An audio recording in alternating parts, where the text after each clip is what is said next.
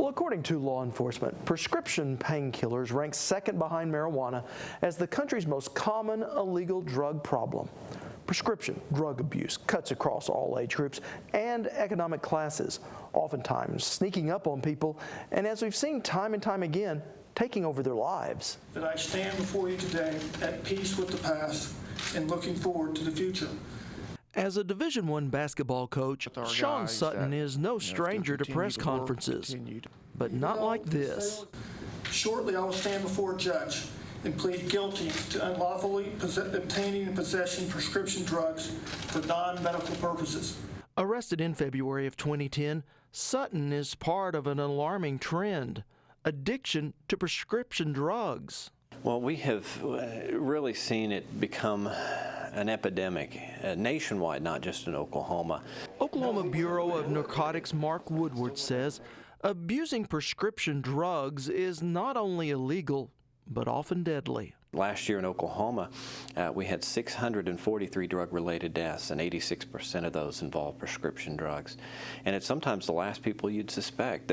Many of them are legitimate people. They're not people who are street drug users or using it recreationally. Many of them are people who got on it for a legitimate reason, a car accident, surgery, and after a few weeks or months, the body just starts relying on it, and they start needing more and more. And rather than weaning off of it, they start using more to the point where their doctors cut them off. They start going to multiple doctors and getting involved in criminal behavior, fraud, and things like that. After his arrest, Sutton entered an intensive drug rehab, spending the next 115 days at the Cirque Lodge in Sundance, Utah. Certainly this sounds horribly callous, but prescription medications are almost like job security for the treatment industry. It is a plague in our nation. Gary Fisher is the treatment facility's director and says 10 years ago, 70% of those seeking treatment at Cirque Lodge were there for alcohol abuse or addiction. But today, those numbers have flipped. According to Fisher, 70% of his patients are now in treatment for prescription medication problems. Do I see heroin cases? Sure. Do I see cocaine cases? Sure. Do I see alcoholism? Sure.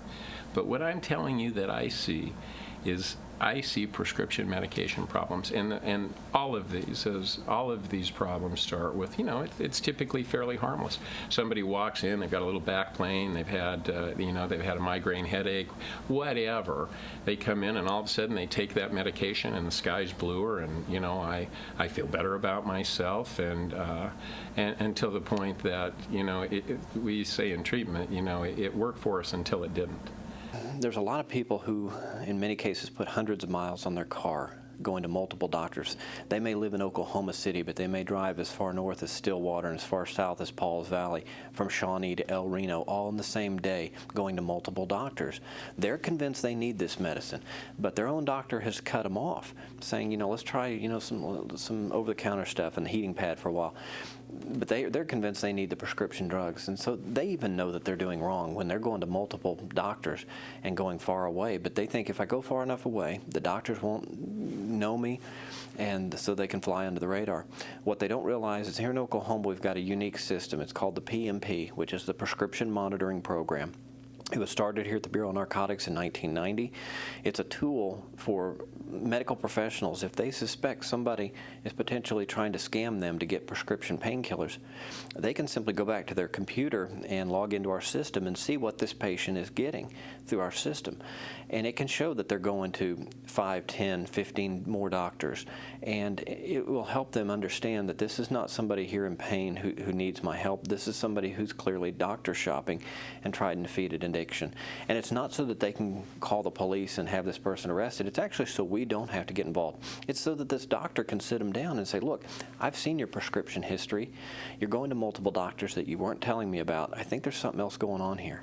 And oftentimes that's what gets this person to realize, I just got caught. That shame, that embarrassment that finally gets them to admit I got a problem. Idle time is no good for anybody. And when you're not doing things productively every day, you don't feel good about yourself. And it is a problem that often does not end up in rehab, but in prison. Our Lisa Hines went behind bars to visit with a wife and mother now serving 30 years for prescription drug abuse. And you can see that entire story on our website under this week's Value Added.